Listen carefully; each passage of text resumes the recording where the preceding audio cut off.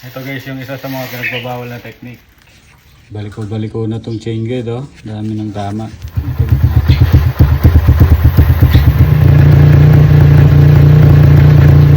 Ano?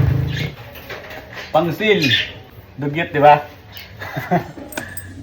Ayan guys, mag-adjust tayo ng kadena dahil sagad na. Then ilalapit natin yung clearance dyan. Ayan yung pinagbabawal na technique, yung mga nakakaalam dyan. Ayan, shout out. Wala pa tayong pambili ng set na kadena at sprocket kasi mahal din yan. So ito muna, babas kadena muna kasi nga super napupudpud na, palayo ng palayo, kaka-adjust ng kadena. Ito muna. Magbaon.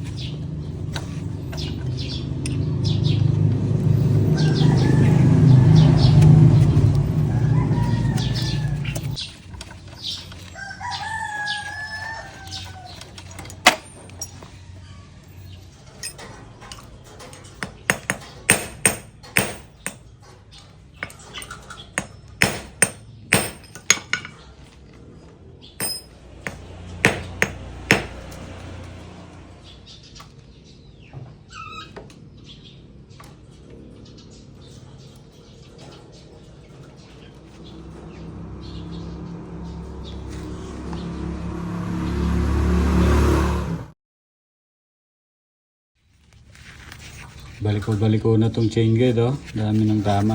Itawid natin kahit papaano. Kawawa naman. Yan, tapos na natin magputol ng kadena. Ayusin natin tong chain guide.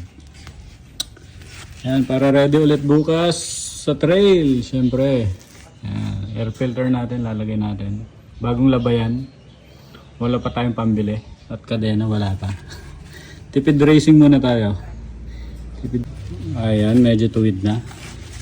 Ito mga to guys, hindi naman sa pagkaya natin, tayo na yung gumawa. At kung mahilig talaga tayo laging mag-trail, much better na laging i-check yung mga motor natin. Yung simpleng bagay lang itong mga to, pero malaking bagay pagdating sa trail na. Ayan. Pagtutuwid ng chain guide para siyempre smooth lagi yung chain natin. Pag-adjust ng chain, paglulub, yan. Napakalaking bagay yan sa trail. Napaka-basic, hindi na kailangang ilagay sa mga mekaniko or sa mga shop. Kung malayo kayo sa mga shop or kaya nagtitipid kayo, di ba? Kayang-kaya nyong gawin yan. Yung mga simpleng bagay lang. Di ba? Ito guys, yung isa sa mga pinagbabawal na technique. Kung wala pa kayong budget. Wag lang sobra. Tamtaman lang.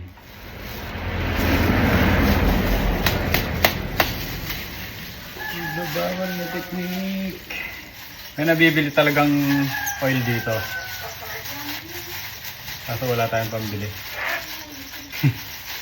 Kay Sir John, meron sa shop niya. Kaso malayo kasi yung shop din niya mula dito sa bahay. So, wala na akong time.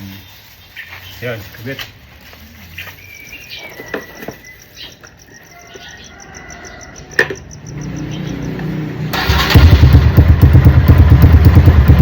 Isa sa mga pinagbabawal na technique din guys. Nagbabawal na technique pero effective. Sundin nyo lang to. Bago mag-train, dapat nakalog yung mga chain. Para hindi mabutbut agad yung chain tsaka sprocket. Then para smooth.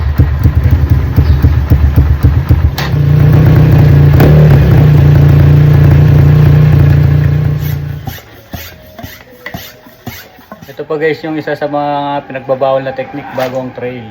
Ito, tandaan nyo to guys. Yan. Check natin yung PSI ng gulong natin. Dapat may nakaset tayong PSI na kabisado mo sa trail, yung laro mo kumbaga.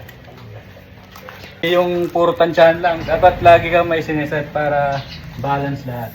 Yung PSI ko lang lagi ay 5 PSI, harap likod. Yan, proven tested yan. Kapit na kapit sa gulong. Pangsil. Ewan ko ba? Yan. Dugyot, di ba? Pero, effective. No? Makikita mo kasi kung may singaw yung pito mo. Bula. Pero sa malinis na paraan, kuha ka ng sabon.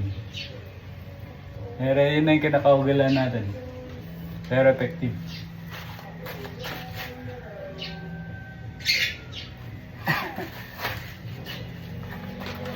Yun yung tatak. All set. Na-check na natin lahat ng mga basic